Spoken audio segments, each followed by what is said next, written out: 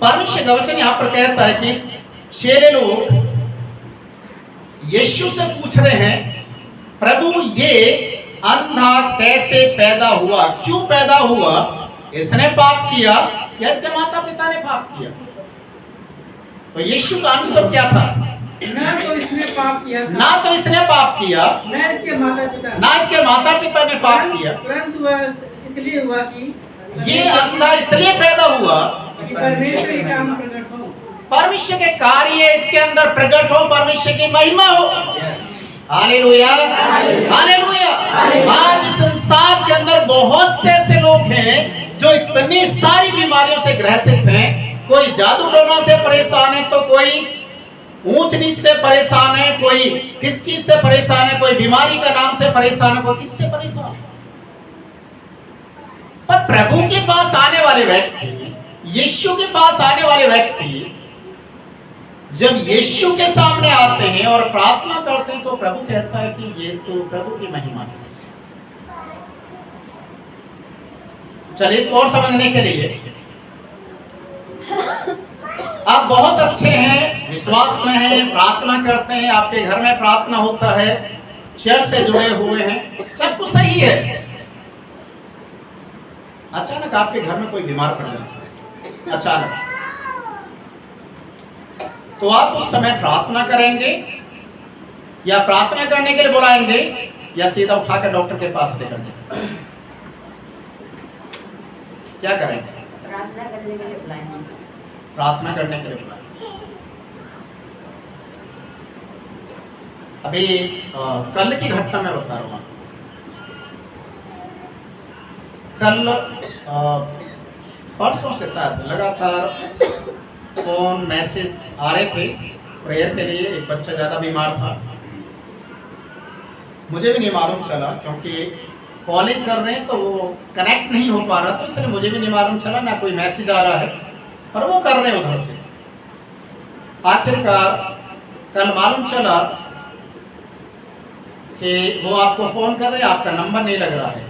तो मैंने इधर से फ़ोन किया तो उनका नहीं लग रहा है, मतलब कुछ ना कुछ ऐसी गड़बड़ी थी कि फ़ोन कनेक्ट नहीं हो पा रहा आपस में। फिर मैं यहाँ से चला गया उनके घर की ओर, जाकर देख के आते हैं कि बच्चा बीमार है। मेरे सुनने में जो आया वो बिल्कुल अलग था कि इतना सीरियस है, इतना ऐसा हो गया, ये हो गया। पर जैसे ही कल मैं उनके घर में गया हूँ, आप यकीन नहीं करेंगे, उस बच्चे के लिए प्रार्थना नहीं किया। वो देखते ही ऐसे भागा और मेरी गोदी में आ गया, बीमारी गायब। कोई बोल ही नहीं सकता कि ये बच्चा इतना बीमार भी होगा। तो उसके परिवार के लोग, उसके मम्मी पापा बोलने लगे कि ये क्या हो गया, इसको तो देखकर कोई बोल ही नहीं सकता है बीमार है। और जबकि प्रार्थना भी नहीं हुआ, कुछ भी नहीं हुआ, जस्ट वहां पर जाना हुआ और वो बच्चा मेरे पास आया, बस मेरी गोदी में बैठा, इतना ही था। उसके कुछ समय के बाद उस बच्चे की नानी भी वहां पहुंचती है और उस बच्चे को देखकर बोलती है, इसको तो कुछ भी नहीं है।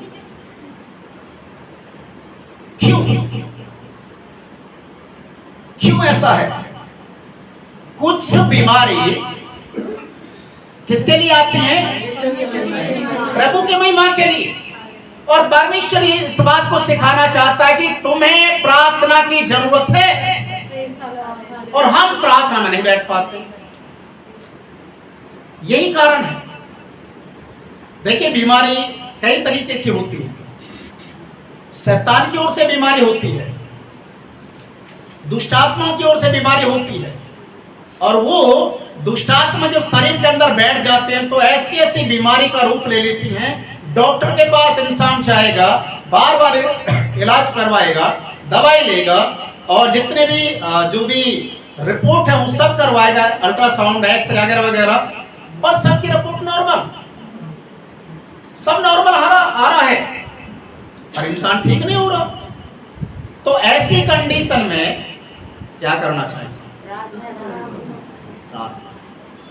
देखिए, उस बीमारी को डॉक्टर नहीं पकड़ पा रहा, पर यीशु के पास आने से वो बीमारी क्या होगा? निकल जाएगा। देखिए यीशु ने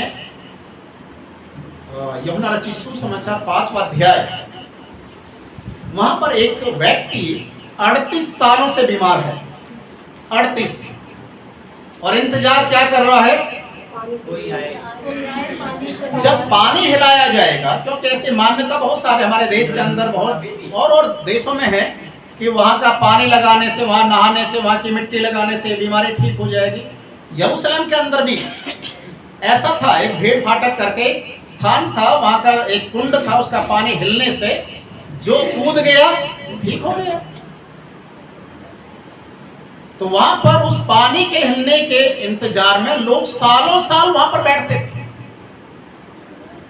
और सबकी नजर किस पर रहती थी? पानी। पानी हिलेगा, कूद जाओ, जो कूद गया समझ लीजिए वो ठीक हो गया।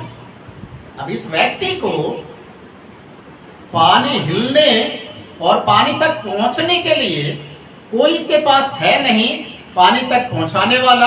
अभी कितना साल हो गया उसको बैठे बैठे? 38 साल। 38 साल। यीशु उसके पास आकर उससे पूछा, पानी तो हिल रहा नहीं है, स्वर्गदूत भी नहीं आया, तेरे पास भी कोई भी नहीं है, तू ठीक होना चाहता भी है नहीं? कहीं तूने इस बीमारी को अपना जीवन साथी तो नहीं बना लिया कि अब मुझे इसी के साथ इस दुनिया से जाना है? कितने लोग बोलते हैं ना इलाज है, अब तो इसी के साथ ही चलना है।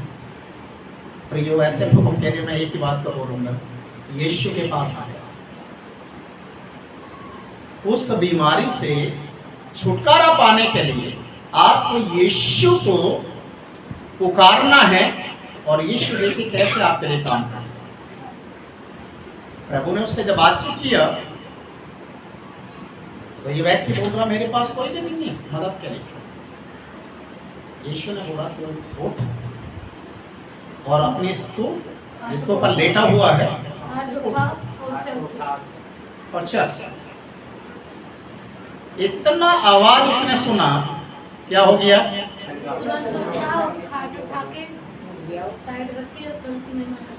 वो अपनी खाट को उठाकर सर के ऊपर रखकर चल रहा है। जो वहां पर जितने भी वहां पर हजारों की संख्या में लोग होंगे जो उस पानी के कुंड को देख रहे होंगे, अभी वो क्या देख रहे होंगे? उस कुंड की ओर देख रहे होंगे या इस व्यक्ति की ओर देख रहे होंगे? इस व्यक्ति को देख रहे हैं और उसके पीछे पीछे भाग रहे होंगे और बोल रहे होंगे, अरे ये क्या हुआ? इतने सालों से हम तुझे देख रहे हैं, तुम चारपाई से उठ नहीं सकता, ये क्या हुआ? तू अपनी चारपाई को उठाकर चल रहा है, क्या हुआ? कुंड का पानी तो नहीं हिला, फिर तू चल रहा कैसे? कोई चारपाई को उठाते हुए क्या बोल रहा होगा? क्या बोल रहा होगा?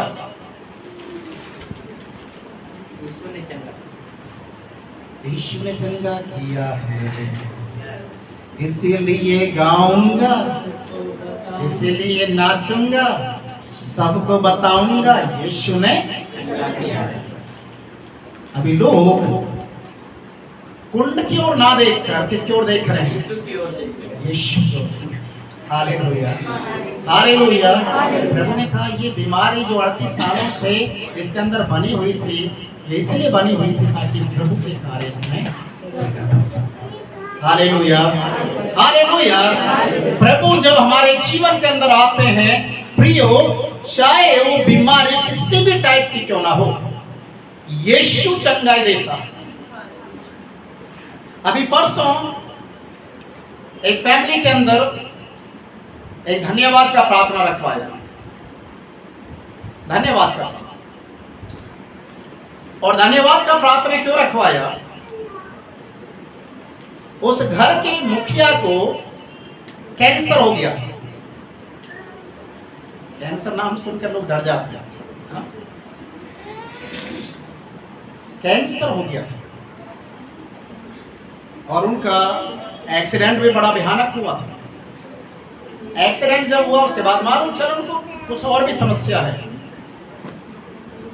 हमने सुना 4 ऑपरेशन उनके हुए, चार ऑपरेशन। अरे पहली बात तो कैंसर से पीड़ित व्यक्ति ऑपरेशन को झेल ही नहीं सकता, और चार ऑपरेशन उन्होंने बताया। मेरे बाढ़ में या मेरे साथ जितने भी लोगों का ऑपरेशन हुआ, ज्यादातर लोग ऊपर पहुंच गए, क्योंकि डॉक्टर ने जवाब दे दिया, इनके लिए भी दे दिया। पर परमेश्वर ने 4 ऑपरेशन होने के बावजूद भी आज भी उनको जीवित रखा। Hallelujah, hallelujah. और सबसे अच्छी बात यह है कि वो आज नौकरी कर रहे हैं, काम कर रहे हैं। तो ये बीमारी कुछ आती है हमारे जीवन के अंदर। देखिए, बीमारी 3 प्रकार की होती हैं। मैं आज आपको क्लियर बता रहा हूं, आप इन चीजों को नोट करना। एक, हमारी अपनी लापरवाही के कारण। जैसे आप तंबाकू खाना शुरू कर दिया तो कौन सी बीमारी आपको आ सकती है? कैंसर आ सकता है। आप दारू पीना शुरू कर दिया तो आपके किडनी लीवर खराब हो सकते हैं। तो ये भी तो बीमारी है या नहीं? कुछ और कर रहे हैं तो जितने भी बुरे जो स्वभाव हैं, बुरे जो काम कर रहे हैं, चाहे वो जुआ ही क्यों ना खूब खेल रहा हो, ये धीरे धीरे उसके अंदर में ये रम जाते हैं और एक बीमारी का रूप ले लेते हैं। एक बीमारी हमारी खुद की गलती के कारण आती है, जो मैं बता रहा हूं। एक बीमारी इसलिए आती है ताकि प्रभु के कार्य प्रकट हो, मतलब प्रार्थना के द्वारा वो चली जाती है और एक गवाही बनती है। तीसरी जो बीमारी है वो इसलिए आती है कि हमारे जो खानदान में जो होते हुए आ रहा है उसका इफेक्ट भी पड़ता है। जैसे बोला जाता है ना, श्राप, पीढ़ियों से श्राप चलते हुए आ रहा है। कई बार बहुत सारे परिवारों में देखने में यह आता है कि एक परिवार से एक व्यक्ति टीबी की बीमारी से मर रहा है, वो मर गया। उसके बाद वही टीबी की बीमारी उनके परिवार में किसी और को भी लग गया, वो भी टीबी से मर रहा है। फिर तीसरे को लग गया, वो भी टीबी से मर रहा है। ऐसे कैंसर से, ऐसे ही और भी सांस की बीमारी से, कोई किसकी बीमारी से, एक ही बीमारी से सारे लोग, पूरे खानदान के लोग मरते हुए जा रहे हैं। तो इसको क्या कहेंगे? श्राप। श्राप है, पीढ़ियों का श्राप है। जब आप यीशु में विश्वास करते हैं, यीशु के पास आते हैं, तो बाइबल में गलातियों की किताब आप निकालें, गलातियों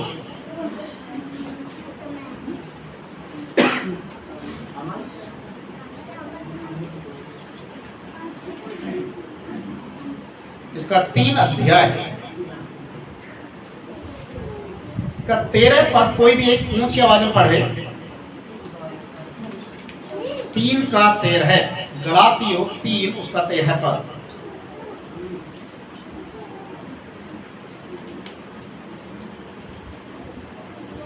मसीह ने जो हमारे लिए श्रापित बना, हमें मोल लेकर व्यवस्था के श्राप से छुड़ाया, क्योंकि लिखा है, जो कोई काट पर लटकाया जाता है वह श्रापित है। यीशु ने क्या किया? क्या किया? हमारे लिए श्रापित बना।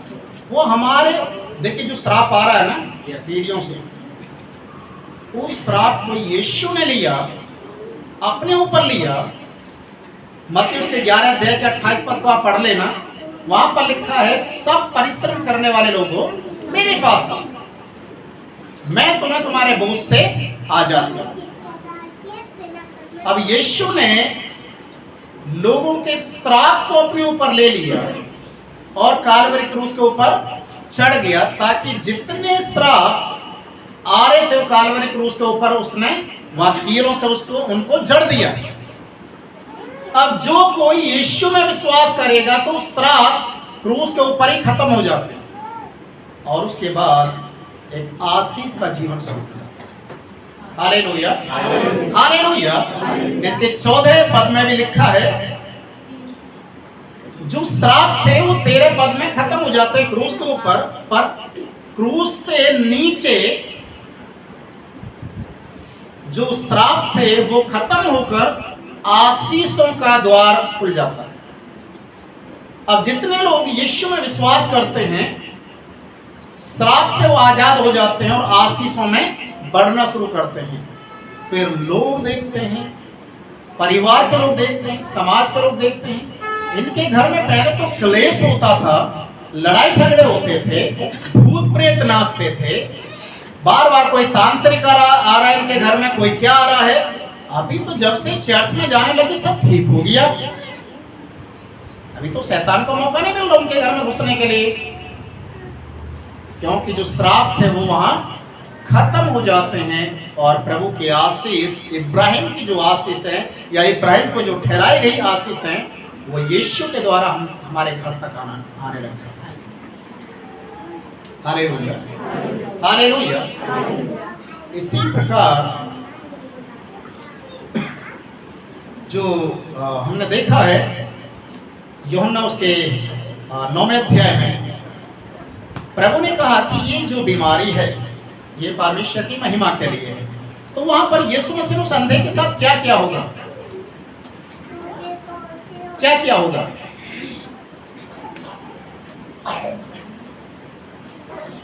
यीशु ने उस अंधे के साथ क्या किया होगा कि प्रभु की महिमा उसमें प्रकट होगी? उसकी आंखों पर मिट्टी लगाई, मिट्टी लगाकर उसको बोला कि जाकर धो ले, धोया, वो उसकी आंखें खुल गई। आपको मालूम है जब प्रभु के लोग प्रार्थना करके कोई पानी या तेल भी देते हैं तो चिन्ह चमत्कार हो जाता है। तो यीशु के नाम में मिट्टी के अंदर भी देखे जान आ जाती है। हालेलुया। तो यीशु ने मिट्टी लगाई और वो मिट्टी से उसकी आंखें खुल गई। और उसके बाद ये व्यक्ति चुप नहीं बैठा, ये अपने घर में गया, अपने परिवार में गया और सारी जगह उसने अपनी गवाही को बताना शुरू किया कि मेरे साथ क्या हुआ। वो चुप नहीं रहा। आज हम कई बार प्रभु के कार्यों को देख लेते हैं, अद्भुत कार्य हमारे जीवन में आते हैं, होते हैं, पर हम गवाही नहीं देते, मुंह को बंद रखते। पर यीशु क्या कह रहे? किसने मुझे छुआ?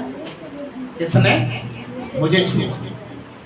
चाहे भले कितने लोग बोल रहे हो प्रभु इतनी भीड़ चल रही है, कितने लोग छू रहे हैं, क्या क्या हो रहा है, हम किस किस का नाम लें? अरे यीशु जानता है, वो जानता है किसने छुआ। आप जितना भी छुपाने की कोशिश करें नहीं छुपा पाए। वो कहता है कि किसने मुझे छुआ, अपने मुंह से या तो बोल दे।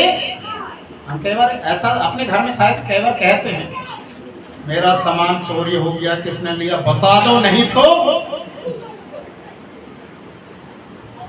अब फिर लोग आनाकानी करने लग जाता है अगर गलती से बोल दिया।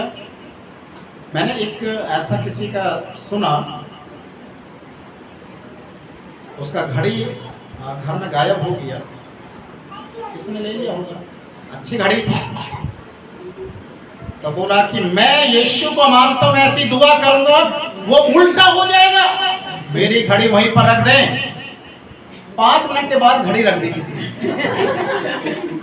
हाँ प्रभु क्या कहता है, किसने मुझे छुआ, या तो आजा सामने, नहीं तो जिस बीमारी से ठीक हुआ है तो बीमारी दोबारा भी आ सकती है।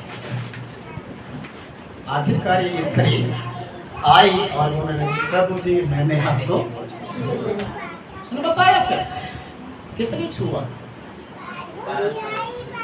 उसको एक ऐसी बीमारी के 12 साल से वो किसी को बोल नहीं सकती। ऐसी स्त्री, ऐसी बीमारी उस समय समाज में उनको रहने के लिए अनुमति नहीं देती। मूसा की व्यवस्था में लिखा है ऐसी स्त्री, जैसे कोड़ी लोगों के लिए अलग एक बस्ती होती थी, वैसा ऐसे बीमारी को लोग अलग रखते थे, वो सबके बीच में नहीं रह सकते। उससे पहले लोग उसके बारे में नहीं जानते थे, पर जब उसने इस चीज के लिए बोला मैंने आपको छुआ, तो यीशु ने तुरंत बोला अपनी बीमारी से बची रहे, अब ये संसार के लोग, समाज के लोग आपको कुछ भी नहीं बोलने वाले, क्योंकि अब वो बीमारी आपके शरीर में नहीं रही। Hallelujah, hallelujah. एक और घटना बाइबल में, यूहन्ना रचित सुसमाचार 11 अध्याय, वहां पर प्रभु यीशु मसीह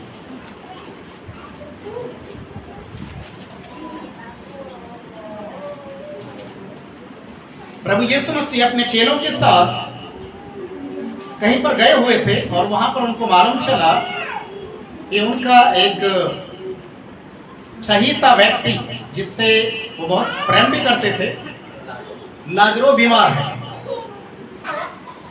तो लिखा हुआ है, जब ये संदेशा लाजर के पास पहुंच, यीशु मसीह के पास पहुंचा लाजर का, यीशु लाजर के नगर तक आने के लिए 2 दिन का टाइम लगता था, इतनी दूरी पर थी। तो यीशु मसीह 2 दिन और ठहर गए।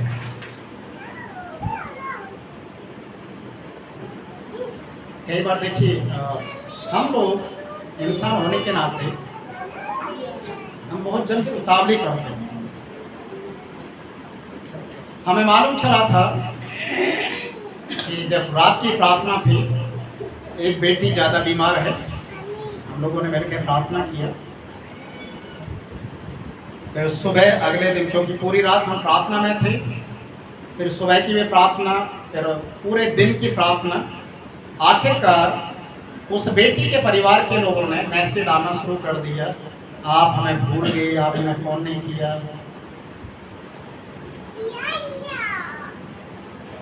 रात से लड़की बीमार था, उनका बोलना वाजिब है, जायज़ है, उस चीज़ को गलत नहीं बोलूँगा, और उनके अंदर गुस्सा था। हमने तुरंत फ़ोन लगा दिया, एक गुस्से को मत रखो। हमने बताया कि क्यों हम बातचीत नहीं कर पाए, और ऐसे इस तरीके से बिजी थे। पर यहाँ यीशु क्या करेगा? उसको संदेशा मिल गया, अभी बीमार है, लाजर अभी बीमार है। संदेशा मिल गया, 2 दिन और ठहर गया। जिस दिन संदेशा मिला उसी दिन वो टपक गया, मर गया। अब यीशु चेलों से बातचीत कर रहा, बोल रहा आप चलते 2 दिन के बाद, अब चलते बैतनिय्याह नगर में लाजर से मिलने के लिए। तो चेले लोगों को भी मालूम चल गया था, वो तो मर गया, तो क्या करेंगे।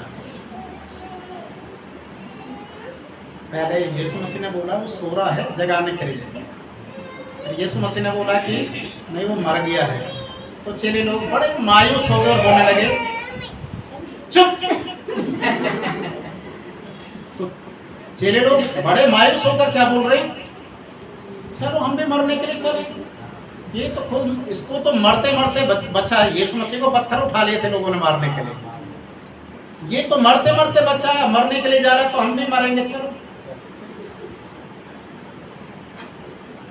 ये अक्सर इंसान का जो स्वभाव होता है ना, मैंने उसको फ़ोन किया, उसने रिप्लाई नहीं दिया, मेरा फ़ोन नहीं उठाया, मैंने उसको संदेश दिया, मेरे घर में आने के लिए नहीं आया। जब सब कुछ बिगड़ गया तब आने से क्या फायदा? यही होता है ना। तो यीशु मसीह के साथ भी यही हुआ। यीशु 4 दिन के बाद लाजर के गांव में पहुंचते हैं, और वो भी उनके घर में नहीं, चौराहे नहीं, जहाँ उसको दफनाया गया, कब्रिस्तान। मरने के बाद लोग किसके घर में जाते हैं? कब्रिस्तान या शमशान घाट में जाते हैं? ये बताइए पहले। शमशान घाट या कब्रिस्तान। तो यीशु मसीह कितना एक अजीबोगरीब इंसान है ना, प्रभु है, कब्र पे घर में जाने की जगह वहां से चले गए, जहाँ दफना दिया उसको, क्योंकि उसके पीछे भी एक राज की बात है ना। अब संदेशा मिल गया, यीशु मसीह आ गया। सबसे पहले तो उसकी बड़ी बहन भागी वहां से, और सीधा यीशु से वार्तालाप, मुकाबला करना शुरू किया। क्यों नहीं आए? उसके अंदर गुस्सा था, गुस्से में बातचीत किया, गुस्सा निकाल लिया ना। क्यों नहीं आए? अब आकर क्या करो? आपको चिंता नहीं। यीशु मसीह फिर भी बोल रहे हैं कि जीवन पूर्णता मैं ही हूँ, विश्वास कर। किस चीज का विश्वास करना है? विश्वास नहीं है उसको। मुर्दे जब जिंदे होंगे, लास्ट में जब न्याय होगा, उस समय तो वो भी खड़ा हो जाएगा। अब के लिए क्या है उसको समझना नहीं है। यीशु की बातें समझना नहीं, और यीशु मसीह की बातें हर एक कोई समझ में नहीं पाता। तो सीधी वापस गई अपने घर में और जाकर मरियम के कान में कुछ फुसफुस किया, और जैसे ही मरियम वहां से उठकर भाग गया तो जितने लोग वहां पर बैठे हुए थे ना, वो समझ गए कुछ ना कुछ तो गड़बड़ी है। ये भाग कर गई थी, भाग कर आ रही है, मरियम के कान में कुछ बोला, इसका मतलब मरियम भाग रही है यहाँ से, तो कुछ तो है। वो भी उसके पीछे पीछे भाग रहे हैं, और जाकर क्या देख रहे हैं, यीशु मसीह वहां पर खड़े हुए हैं, और जाकर मरियम यीशु के पैरों को पकड़कर रोना शुरू। तो प्रभु ने देखिए क्या अद्भुत बात है। ये बीमारी, ये समस्या कुछ इसलिए आती है ताकि प्रभु की। तो वहां पर लाजर दफनाए हुए 4 दिन हो गया। लोग इंतजार में ये हैं कि यीशु कब आए, कब उसको पत्थर मारे, कब उसके ऊपर उंगली उठाए। और यीशु एक ऐसा अद्भुत परमेश्वर है जो कहता उसको करके दिखाता। यीशु ने देखिए 4 दिन के दफनाए हुए को क्या किया, जिंदा कर दिया। अभी जो मार्था बोल रही होगी, जो रो रही होगी, जो दुखी थी, अभी क्या हो गया, आनंदित हो, पूरा माहौल बदल गया। चलिए एक सीन और आपको दिखाते हैं। यूहन्ना रचित सुसमाचार उसके दूसरे अध्याय में यीशु मसीह को एक शादी में बुला लिया जाता है, और उस शादी में मरियम भी जाती है, यूसुफ भी जाते हैं, और भी रिश्तेदार जाते हैं। और वहां पर क्या हो गया, फिर दाखरस खत्म हो गया। अभी देखिए बारात आई नहीं है, रिश्तेदार इतने भूखे प्यासे थे कि सारा खत्म कर दिया है बारात आने से गाड़ी के लोग हाँ। अभी जो ठेकेदार होगा खाना बनाने वाला, वो सर पकड़ के रो रहा होगा कि मेरी तो बेइज्जती हो जाएगी यहाँ पर। वो बेटी जो लड़की का जो बाप है उसको बुलाया होगा, अरे आपके रिश्तेदार तो इतने मतलब भूखे खानदान के हैं, सारा पी के सारा खा गया, तुम्हारे जो बाराती आएंगे उनके लिए क्या करना है। उस समय दाखरस इसलिए बोला जाता है क्योंकि इजरायली जो लोग या इजरायली जो कौम से संबंध रखने वाले लोग हैं, वे जो रिश्तेदारों को वेलकम करने के लिए दाखरस दिया करते हैं। और दाखरस एक दिन में तैयार नहीं होता। अंगूर का जो जूस होता, फ्रेश जूस, जब तक वो मिलेगा नहीं, अभी गांव देहात में आप जाकर देखिए किसी किसी शादी में, जैसे मैं हरियाणा से बिलोंग करता हूँ, अगर हमारे हरियाणा में किसी की भी शादी होगी और लड्डू ना मिले शादी में, तो लोग बोलेंगे क्या शादी करें। हाँ, लड्डू जरूरी है। ऐसे कहीं कहीं अलग अलग अपना होता है कि शादी में क्या क्या जो आइटम रखने पड़ते हैं, तो वो चीज रखना है, तो उससे शादी की शोभा बढ़ती है। दाखरस खत्म हो गया, लोग एक दूसरे की शक्ल की ओर देख रहे हैं। बाप भी परेशान है, उसकी माँ भी परेशान होगी, लड़की की बोल रहा हूँ। और सबसे ज्यादा परेशान कौन, जो बेचारा हलवाई था, जिसने जिम्मेदारी ले रखी। लेकिन यहाँ तो यीशु मसीह की मम्मी खुद परेशान हो गई। अभी मरियम नहीं आ रही है, बेटा कुछ कर देना, देखिए यहाँ पर बेटा कुछ कर देना। तो बेटा ने सीधा बोल दिया अभी मेरा समय नहीं। मेरा समय नहीं है। मैं कुछ नहीं कर सकता। समझने वाली बात है कि अगर मरियम के कहने से यीशु मसीह उसी समय कुछ कर देता, सारे जितने भी ब्याह शादी होती ना दुनिया में, सब किसके पास जाते हैं, मरियम के, उससे बोलो वो बोलेगी तब वो करेगा। रोमन कहते हैं। तो यीशु ने कहा मेरा भी समय नहीं आया। सब दुखी हैं, लाचार हैं, क्या होगा क्या नहीं, मत्था पकड़ के बैठे हुए हैं। हो सकता बारात आने का टाइम भी हो गया है, यीशु मसीह वहाँ पर जो काम करने वाले लोग थे उनसे बोला ये मटके जो खा रहे हैं इनको पानी से भर। उन्होंने भर दिया और उसके बाद यीशु ने बोला इसमें से जो प्रधान है, जो हलवाई है, बड़ा हलवाई, उसको जाकर देखा। एक गिलास निकाला, उसको दिया, वो तो उसको चेक करते बोलने लगा इतना अच्छा कभी तक कैसे रखा हुआ है, इतना अच्छा दाखरस किसने छुपा के रखा, कहाँ था ये? वो दाखरस नहीं था, पानी था। और पानी को प्रभु ने क्या कर दिया? दाखरस में बदल दिया। अभी उस घर का माहौल क्या हो गया? जो दुखी और लाचार बेबस नजर आ रहे थे वो आनंद से भर गए। हालेलुया। देखिए प्रभु ने क्या कहा, ये चीज है प्रभु की महिमा क्या है।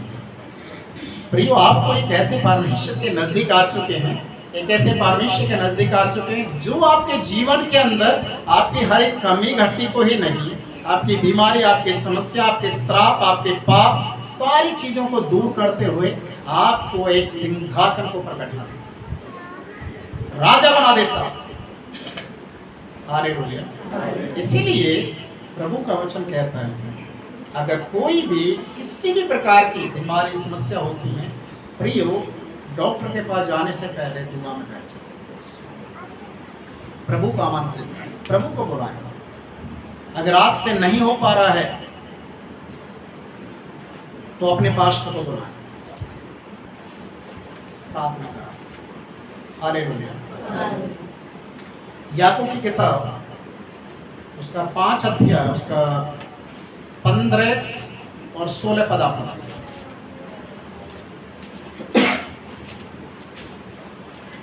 याकूब 5, 15 और 16 पद। और विश्वास के प्रार्थना के द्वारा रोगी बच जाएगा। क्या होगा? कैसे प्रार्थना के द्वारा? विश्वास की प्रार्थना के द्वारा रोगी बच जाएगा, रोगी बच जाएगा और प्रभु उसको उठाकर खड़ा करेगा। कहाँ से उठाएगा? बीमारी के बाद एक रोगी कहाँ रहता है? बिस्तर पर। बीमारी में बिस्तर पर। उस बिस्तर से यीशु क्या करेगा? उठा देगा। और यदि विश्वास की प्रार्थना। हाँ, और यदि उसने पाप भी किए हो तो उनकी भी क्षमा हो जाएगी। देखिए यीशु मसीह ने कितने लोगों से कहा तेरे पाप क्षमा हुए, उठ, तेरे पाप क्षमा हुए, इस बीमारी से बच गई, तेरे पाप क्षमा हुए। पाप के कारण जो बीमारी आती है, देखिए परमेश्वर 1 सेकंड के अंदर उस बंधन को तोड़ देगा। और आपकी विश्वास की प्रार्थना मजबूत होनी चाहिए।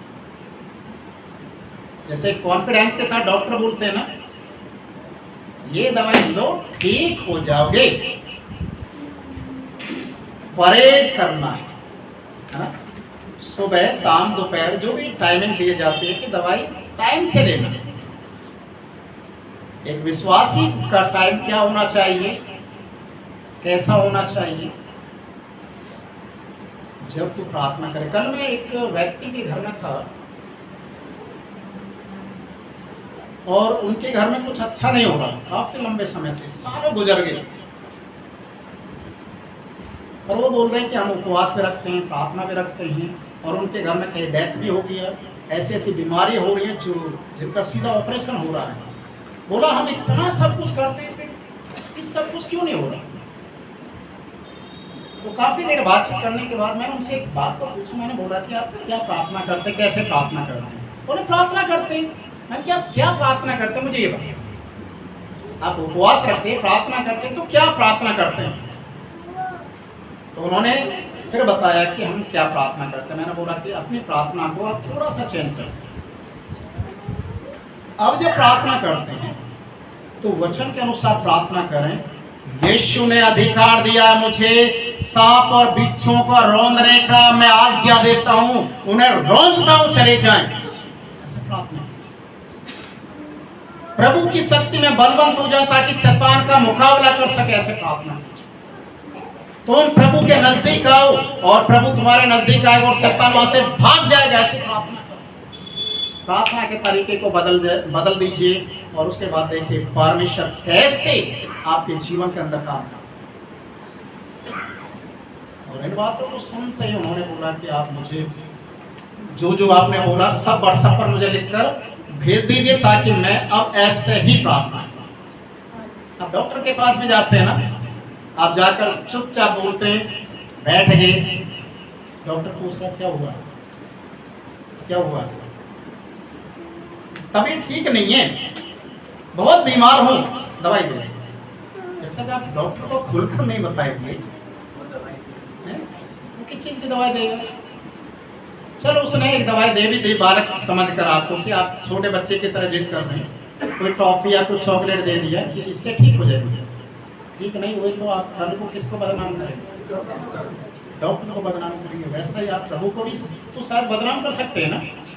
चर्च गए, प्रार्थना किया, घर में प्रार्थना करवाया, इतने दिन से प्रार्थना कर रहे, हमारी तो कोई सुनता ही नहीं है, इसलिए ट्रेन को छोड़कर बस में बैठ जाते हैं, बैटरी रिक्शा में बैठ जाते हैं। तरीके को बदलना है, प्रार्थना करना सीखना है। और आज परमेश्वर का वचन कहता है कुछ बीमारी प्रभु की महिमा के लिए आती है। हालेलुया। आपके घर, आपके परिवार के अंदर अगर कुछ भी ऐसा हो रहा है, अभी बीते दिनों में हमने एक गवाही और सुना, एक बेटी अपनी मम्मी के घर में आई बच्चे को लेकर, तो बच्चा वहां पर रोना शुरू कर दिया। इतना रोया कि घंटों के हिसाब से रोना शुरू कर दिया।